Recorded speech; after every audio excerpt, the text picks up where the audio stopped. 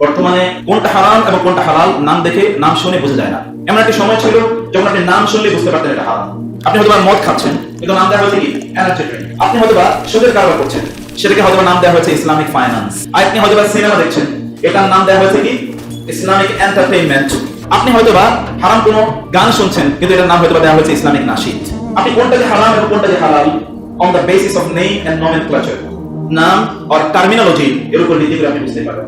Fake সময় আমরা বসবাস করছি। যেমন ধরুন আমাদের তো প্রত্যেকের জীবনটা এখন সোশ্যাল মিডিয়া থেকে। ঘুম থেকে ওঠার পর আমাদের প্রথম কাজটা হয় ফেসবুকে একটা ছবি আপলোড করা, আমি এই মাত্র ঘুম থেকে উঠলাম। যেমনি ভাবে আপনি প্লেনে উঠার পর আপনি হয়তো উঠার আগে ওইখানে একটা পিক নেবেন, এই প্লেনে মাত্র উঠবো, উঠার পরে বসে এই মাত্র বসলাম। কিছুক্ষণ পর আপনি সেখানে গিয়ে বারবার দেখেন কে কয়টা কমেন্ট করলো। কমেন্ট যদি কম হয় তাহলে আপনার আত্মহত্যা করতে মনে হয়। সেখানে যদি লাইক অনেক বাড়ে অথবা কমেন্ট অনেক বাড়ে, তাহলে আপনার নিজের মাঝে একটা সেলিব্রিটি ভাব লাগে যে আমি বুঝি একটা সেলিব্রিটি হয়ে গেছি। Everything is fake.